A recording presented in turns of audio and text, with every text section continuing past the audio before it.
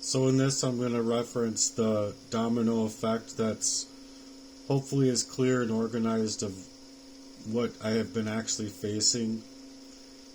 And so I'm just going to start with the long-term instability, emotional and cognitive overload. Because for months and years, and especially in my finding out about the crimes and where it's been coming from, I've been living under constant fear, suppression, lack of stable support, no reliable safety net, betrayal by people that I've entrusted, cycles of abandonment, and unpredictable crises where it's creating an environment to keep my brain in survival mode where the stresses that it creates in my stress system can never turn off or get away. And so I've been dealing with that my entire life, constantly in fight mode. Small times and small periods of being able to just break through it to move differently, but it's just been feeling internally a total collapse and catastrophic, even in times of like trying to smile through it and trying to move differently through it. But this is not about weakness. It's about my natural human response to chronic threats and constant neglect, where I wouldn't have otherwise had been able to see it before in the recent fully. I saw it here and there, but like I said, and I've said before in other videos, that it was literally like love bombing me afterwards and getting me within proximity to continue the proxy warfare against me, break me down in my daily functions, and psychologically prevent me from finances, an organic love life, a real support system, and to continue a poisoning of me.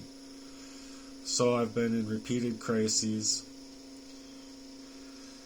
losing my jobs rapidly, over and over, where my performance would drop due to the emotional overload of not knowing what was happening to me at the times, to being poisoned, to just having so much pressure to where literally the only thing that I had was focusing on the work in front of me for the past, 7-8 years, where I wanted to establish a home for myself. I wanted to establish a family. I wanted to establish a home life where these issues I could circumvent. And then I'm suddenly faced up with not only the financial stressors, but I'm also faced up with the heat issues, furnace issues, not having utilities when I need them, not having a stable position or allowed to have a stable position to even be able to try and make my own natural functions of my workmanship be able to continue working. So they've literally left me without a stable foundation. It's me scrambling to repair things all up on my own, isolated inside of a very calculated, organized crime against me, where there's no community or institutional protections that aren't being faceted in the fashion of where they were instigated and where they were created to be. We should have a system that's by the people, for the people, not by the government, for the government, to reign control over people's lives, which is what's happening now. It's not in control by the people, for the people anymore. So that makes the government itself in de facto status, and it's defective. So my feelings, my emotions, my reality is otherwise being written off and ignored by the authorities. And not only that, but the proof that I have of these people even having admittance to their crimes, and me even having the proof of having somebody else be on a shopper account utilizing my phone number. And so this is all illegal, and authorities should be able to do proper investigation to get to the actual people that are performing this crime against me, but somehow, some way, I'm not being allowed that protection and that status. So when someone is living alone under constant stress, overwhelmed and unsupported, life becomes that chain reaction for their abuse structures and their organized crime to tear a person's life down. So one crisis triggers another, triggers another, triggers another, until everything is under total collapse. And this domino effect is real. It's not a hypothetical. I'm in danger of my life. They've put my life in danger. It breaks people down mentally, emotionally, and physically without having any kind of way out of their organizing of this crime. So next is the betrayal trauma, the deepest type of distrust, creating the hypervigilance and the hyper-traumatization from the very places I've been mentioning have been very hypersexualized as a young child. So I've endured family betrayal coming from certain people that I now know, where they've been neglecting and deflecting and minimizing the events in my life, so to purport to their own family members as if I'm just crazy, when it's literally them being sociopaths and completely malignant, covert narcissists that are literally somehow inside getting enjoyment out of how they're moving around these patterns inside of my life. So they're getting enjoyment out of hurting me in the worst ways. And if they're not enjoying it, they're simply trying to utilize it and utilize that pain to create for so much devastation in my life that is to erase their accounts, their many accounts of poisoning me, pressuring me, pushing me under the bus, while never having one simple solution in their own repertoire of being a support system and actually being considerable to my nature, to my development, to my mind, and my stability. They didn't consider me, ever. They manipulated me. They caused me emotional harm by controlling even my romantic partners to continue this poisoning, because they, as men, couldn't get as close to me as a female could. And so they'd control my romantic partners specifically to have these ladies, I don't know if you could call them that, but these people in my life, to manipulate me into the strategic campaign to continue the poisoning that was all of my life, because they don't want to take any accountability to their actions that they've taken. It's also created abandonment during my lowest moments, where I would be there for them. I would be there for Christmas. I would be there trying to make things happen in a family circumstance where we could all be together and be happy together. But as soon as I'm now finding out about these crimes, they're neglecting, they're minimizing so badly that they can't even face me and have a decent human conversation about it.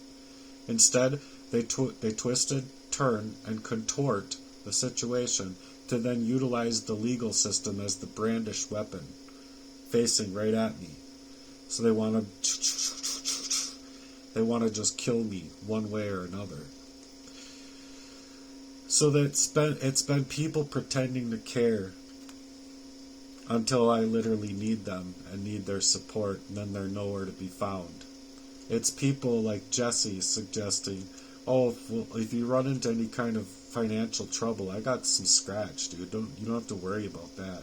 But it's all to take management over my life and my finances, abuse me mentally, to think that I have somebody, to purchase things, to get things in my reality. But the only meaning that it was to drain my finances just enough to attack me and push me further. So you could consider my buying a snowblower, for an example, a great enhancement for having a house. But the only thing that was to suggest, to say, well, you need this to go on with your, to grow.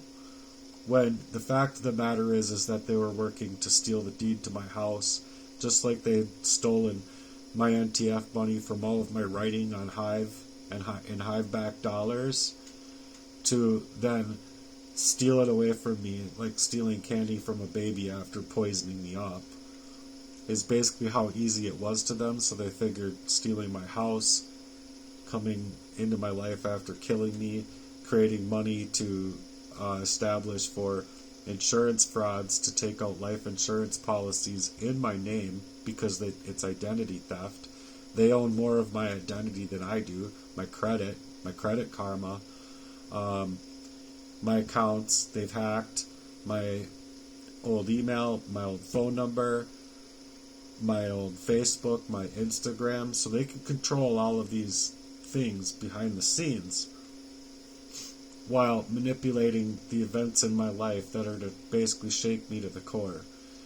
So this creates a very calculated trauma where the mind is constantly scanning danger, and I am in danger. I've been in danger since I was born, for crying out loud, because of my fucking, I don't even know what you want to call that psychopath of my father, but I don't even know why these brothers would want to go and run and protect him and be there for him, when it was literally my mom taking care of them growing up.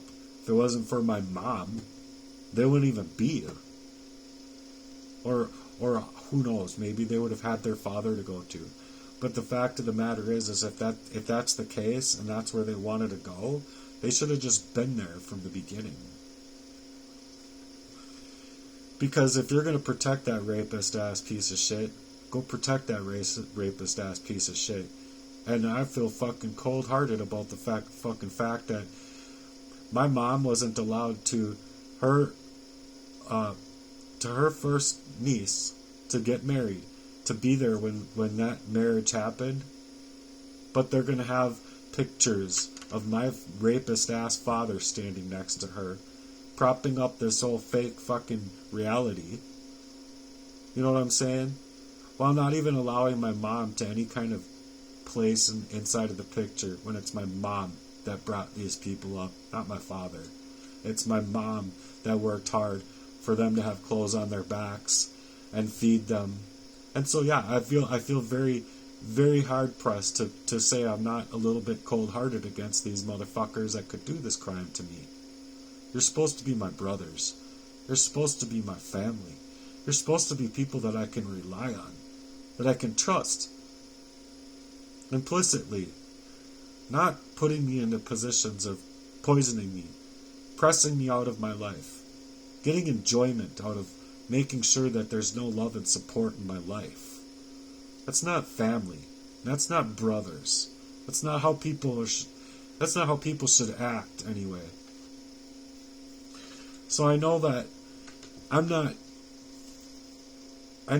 it sounds unwell, right? When it's like, all these things are happening in my life. Obviously my mental health isn't the greatest, but I'm not crazy. This is actually what's called crazy making by narcissists and sociopaths that get enjoyment out of hurting other people. Because trauma changes the brain. It changes the brain to where not only are you scanning for the dangers, but you're also able to encapsulate those memories, and it literally it holds the memories and hardens them. Even if at times I'm poisoned, I still feel those things. They're constricting me, and so I'm trying to that it's constricted. I'm trying to go like this and give it to God. You see what I'm saying? This has got me bound up, right? And I give it to the Lord. But the things that it does is it rewires your memory. It rewires your perception, your trust, your threat detection, your intuition or your discernment into these people legitimately wanting to falsify their affections and falsify their care. And that's known as future faking. So it's why everything feels so disconnected from my own reality. And it's why everything that's happening to me and circling back into my life in these same fashions, bringing the same demons, different names and different faces at times, but playing in the same way as these people have played. And literally you can hear it. You can hear somebody else's tone through another person. You can literally, like, for an example, within my last relationship, I could literally hear and sense Jessie through her attributes, and then I could, at the same time, with Jessie, sense her through his words and attributes. And on top of that, they're just playing a game of psychological operations. So it would be him taking my own words, things that I've written, things that I've said, and literally twisting them to be used in front of me in a most calculated way. In his mind, he's thinking, if I can psychologically affect him hard enough in this way to make him crazy made unstable, maybe I can create a problem inside of his mind that he'll just go and off himself or something.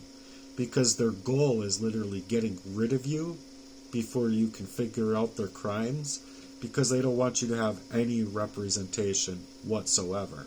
They don't want anyone to see these things as real, so that you can break through their algorithm, break through their abuse, break through that circling back in your life, all their demons and all their proxy control, so that they can keep you poisoned, or keep you in a strategic effort to continue the organized crime. And that's what I've been suggesting is the covert operations that these people have been playing. I just couldn't see it for what it is, for where it was coming from, or how they were able to be so close to home. Like, I could feel like this is all just too close to home to even feel like it's even real, but I can't tell where it's coming from, right? And the reasons are, I think for the most part, is because I was poisoned up by the proxy, keeping me within that cycle of abusers coming back to me. You could almost imagine it being like, say you wanted to support me, right? Say you wanted to support my efforts. It would be like having someone come and bribe you with enough money so that you could actually utilize the relationship with me to work against me. And money talks and bullshit walks. So it's like, what's it gonna take?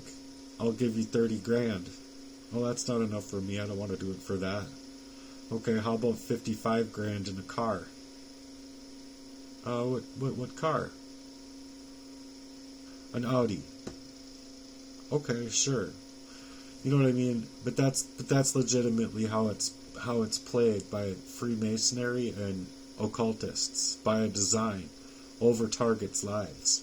Is how much can they get away with, where it's to take away any support from you whatsoever, so they can perform these crimes to hopefully get you to just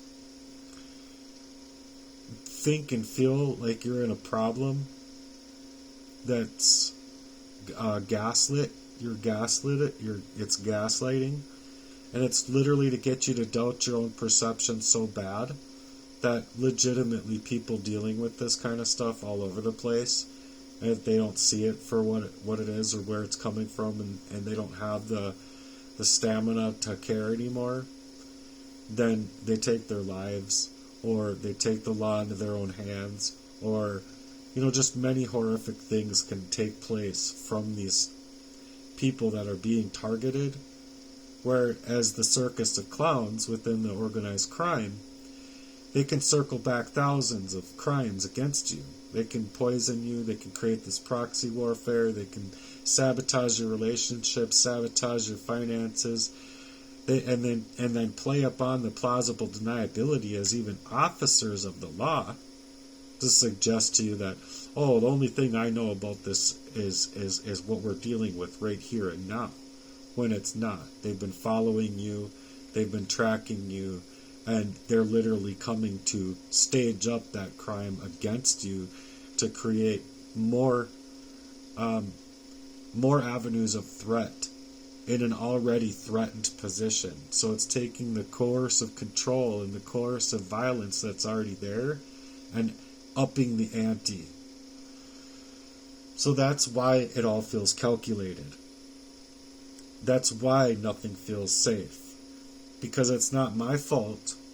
It's just my brain trying to survive the gaslighting, the organized crime, the financial abuse, the relationship abuse, the family abuse, this, that, and the other, on top of literally like staging events in my life to take away my availability to even shower at times or go to work. And it's not that I wouldn't go to work, it's that they're literally taking away my availability to go to work. See what I'm saying? So that you lose everything. They want you to lose everything. They don't care about your life. They want you to fucking kill yourself. They want you dead one way or the other. That's what this organized criminal syndicate is working hard on. Because they're sociopaths. If they're not getting enjoyment and thorough enjoyment out of hurting another person, like my father, for an example, raping, that's a sociopathic, very psychopathic thing that he has in his mind to get enjoyment and get his rocks off, where he can hurt someone as little as 3 or 4 years old. And his own bloodline, for crying the fuck out loud. So I think someone should report these things to the right people, and the right people should do something about it, regardless if there's 99 people up against one person, or if there's 9,999 people up against one. If you're in that position you should do your fucking job, and you should go up against all those fucking people. I don't care what people think out here about what's right or wrong. I'm just suggesting to you, because of the duress that's being left inside of people's lives in this fashion, and it's real, it's a reality, it's not a mental health thing, it's not it's not anything in the DSM manuals that they have. It's legitimately a spiritual warfare, psychological operations, much like that of the MK Ultra, where they put acid or LSD unwittingly to the victims, that they would work on their lives. Where some people that actually got through that day and age were then paid billions of dollars or millions of dollar settlements. So I'm looking for that settlement in my life. I deserve restitution for this crime against me. It's been all of my life.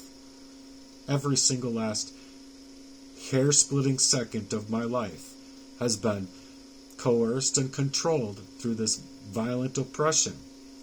And then they want to suggest that it's anxiety and depression and whatever else they want to say. But it's wrong. It's all 100 flat out wrong when you're talking about it being a crime. And it's even so much so that these criminals are working thick as thieves, man. I mean, they're literally working within the systems that are supposed to protect the victims to perform these crimes against the victims, leaving us without any availability to survive the warfare that is going on inside of our lives. Are you going to consider that poisoning me up at 3 isn't an act of war? Or what would you consider that? Just biologically controlling me and fucking me all out of my free will and natural mind and not allowing me to any development? You can think that way, But as far as where I'm concerned, coming to find out about these crimes at 42, as to where that they've been coming from and how calculated of a play that it is to stage up my life inside of this warfare, I believe it's an act of war. I believe it's physical war. Not just physical assault. It's physical war. So anyway, it's isolated me. It's exacerbated the fears. It's exacerbated not only fears, but it's exacerbated these outcomes inside of my life where I've been literally dealing with trauma alone and isolated for the most part, not knowing how to reason, and even at times of being like 5, 6, 7 years old. How do you suspect that a person's mind developing from a young age has the availability to even use any vocabulary at all without the poisonings, to the amounts of family abuse that I was enduring? Even, and then with adding in the poisonings, I was enduring that poisoning and that assault in my life without even knowing it, without having the availability of reason, I should say, because of how the arsenic abuse works. Is it literally steals the oxygen away from your cells, so you're literally starved of oxygen to the cellular level, and that includes your brain. So your thought process is determined then through biological and strategic warfare. And that's why I call it warfare. It's left me alone to try and diagnose my own physical symptoms, when the diagnoses that you're getting when you go into to get help from any kind of thing that you're having happen in your life because of the circumventing of these effects of these warfare artists, it literally mimics depression, it mimics anxiety, it mimics other things. Not to mention that a cold and calculated arsenic poisoning creates diabetes. So once I got away from them and I was throwing away my coffee and water and not taking any food from them and not taking anything from them and ingesting it and moving differently because I had to, I felt that sunlight come back into my body. I felt millions of memories coming back into my mind, to the point where like literally hours later I would be flopping out of the driver's seat of my car crying to get to the side of the fucking road to puke so fucking hard. Like you wouldn't even want to see what came out of me. It was just like a flood came out of me. And I'm sitting there like thinking I'm gonna fucking die. So I've been trying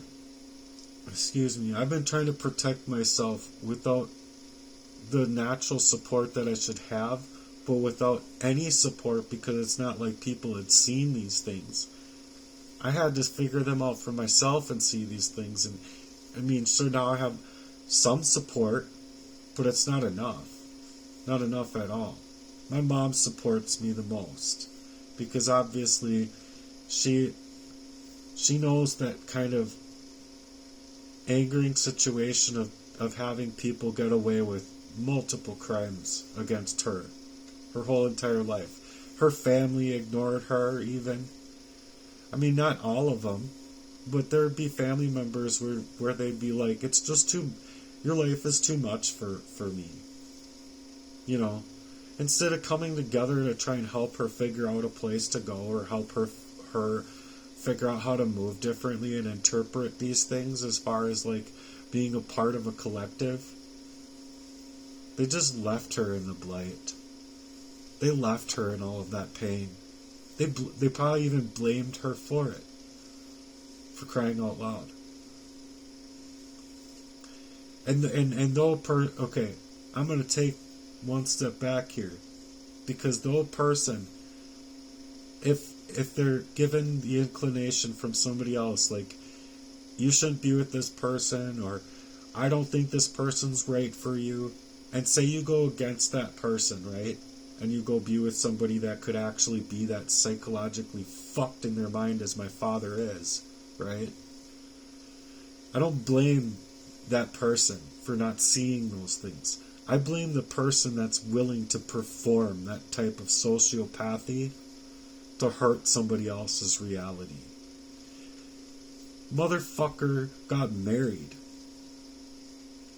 and then is gonna do this to his own family, his own flesh and blood children.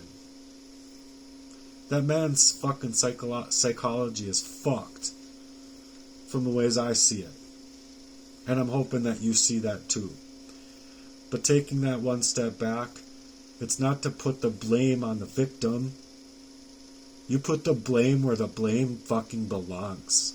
It's with the fucking person that's performing crimes against their own children, crimes against their own wives, crimes against their own people, crimes that suggest to other people to manipulate other people within their little cuckolding shit show of a fucking campaign and smear campaign and slandering and abusing and bribing people to go up against that victim. That's the real crime. So when someone's in that position, you should be absolutely willing to help them. You should be absolutely willing to put things to the sideline, here and there at least, to be there for your own family. Be there for the people that are going through this. Be there for the people that don't have a correct justice system doing a fucking thing for the victims. For the victims of real fucking sick crimes. Sorry to be hostile.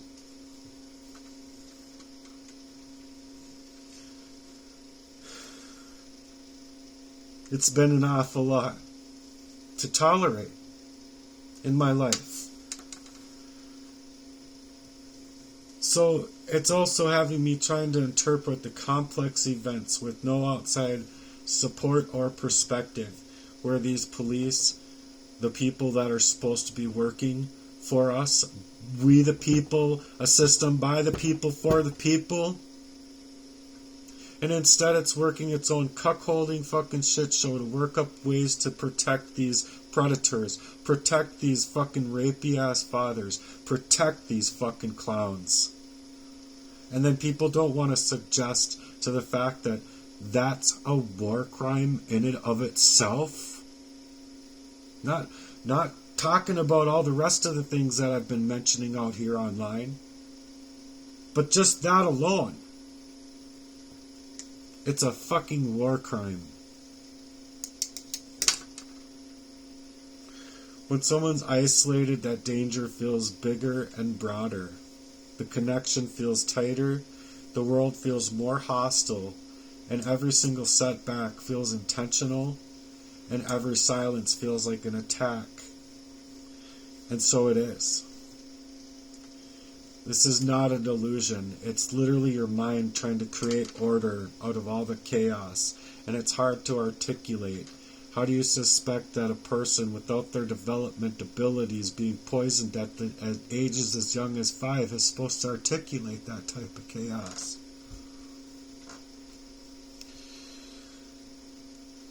Oh God, help me get through this. So there's a lot of unresolved trauma and very present stress. And it's the feeling of an invisible war until that invisible war becomes visible and you can see these players for exactly how I've been describing it. Perfectly. I'm not going around my words. I'm not fabricating any part of this. I'm not speculating even. I know what the fuck has been happening to me and I'm spelling it out. I'm not using spell work against people. I'm not saying to my brothers that I wish that nobody would ever love you. I'm not saying to these people to say the things that they're doing to me. And in fact, I want them to get help and be a real family and be real supportive people. But I just don't think that they have it in them. You see, you're going to protect your father in that when you know the fuck well that my mom deserves the support. And you're gonna intentionally try and design that same similar type of proxy warfare, considering to even say that my mom's a schizophrenic. How heartless are you, Kenny? How fucking more heartless can you fucking be? Prop yourself up as a good fucking man. You're not a good man when you're playing in that kind of circus, G. You're not. And what else am I supposed to do to the nieces and nephews in my story, and to anybody else that cares about what I'm actually saying here? What else am I supposed to do? Not speak out about it? Should I just go roll myself off into an early grave for these men so that they can get away with them crimes? Is that what I'm supposed to do? Help them feel good. They can go in the mirror and be like, oh, I never did anything. I never took accountability. And my younger brother finally is dealt with and died. Yay. Celebrate. Go fucking celebrate. That's what you want to celebrate. And I'm not talking about my nieces and nephews there to celebrate those facts. I'm just telling them what actually is inside of these brainiacs playing this type of fucking crime over me. It's literally placed my life in danger, and it's much like a war I'm faced with that I'm left out here to face alone, isolated, dealing without proper stability that I otherwise within my workmanship would have been able to create, and especially if I had a true support system. But this is exactly how that trauma without support is made to feel. My body hadn't known the difference before, where it knows the difference now, that I'm literally being placed in danger.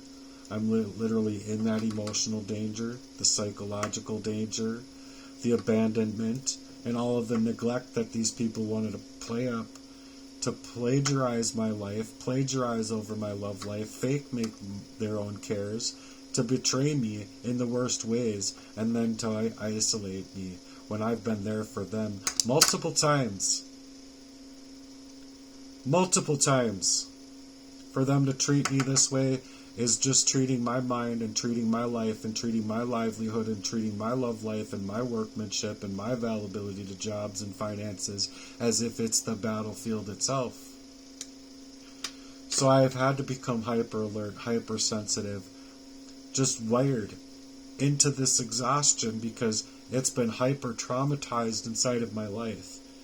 And it's why everything feels perfectly orchestrated and coordinated, when even the sources of the stressors and the trauma and the broken support systems can't even fathom that I'm coming out here. They literally want to circle back in my life so that they can take all of my work down, clip it up however they want, and utilize AI to pop up a false version of me so that they can also not only manipulate people, but then get people on their side when they've been just fake, phony, and fucked up inside of their own psychology with performing this crime against me.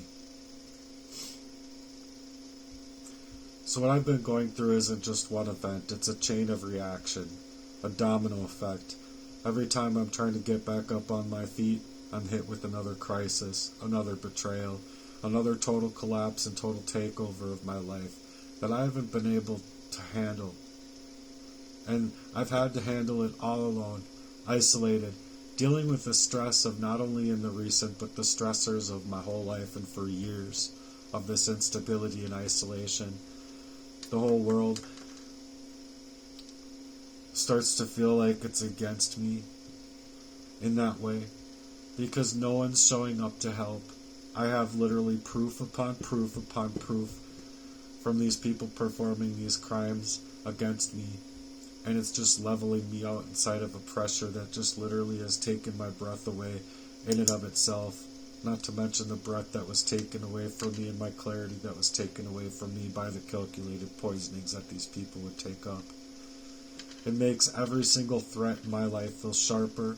Every single blade being stabbed in my back through betrayal feel like it's not only stabbing me in the back, but it's twisting it.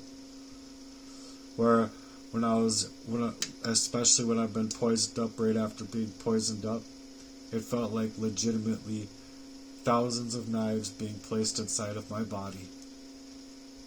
Like pins, like have you ever felt pins and needles? Imagine that feeling all throughout your body and feeling sharper than anything you feel like you could handle. Pain that just runs so fucking bad inside of your body that you don't know how to get out of it. And you can't reason through it.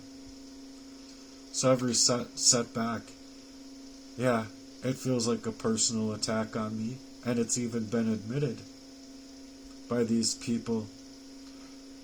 One of them admitted to it, that it's been personal. So I'm not making this pain up. I'm reacting to a lifetime of being unsupported, being unheard, being left to have to figure it all out all alone, while not having a true support system, but having a fucking motherfucker in my life like Jesse Lee performing these crimes after 20 years plus of me fighting on and off homelessness and fighting the facts that these people have been placing inside of my life, to then have him come up in my own home, being an unwelcomed guest when I'm going to work at Strong, so that these people can play about my life. Sorry, but I think a lot of people in my position would have done. Never mind. I think a lot of people in my situation would have taken the law into their own hands. The reason that I'm trying to create My Heart Works has to deal with not only the darkness of the abused, but the darkness of the abuser. So that's what I've been writing up. That's my charitable endeavor. And it's reaching more of the abused, sure. Because I don't think that these abusers have it within them to turn away from the darkness that they've been creating in other people's lives. And if they so do it. Y'all probably have money to stop these things. Y'all probably have time and energy and support systems and family. But if you're even supported at all, you should be able to turn from your evil. You should turn from your evil that you know the fuck well you're doing. To place people in like an expressway of all of this type of pain. Like a drive-through of chains of events. Except it's not you just going up to the order screen, you going to the next window and paying the person, you going up to the next window and getting food and getting to feed yourself.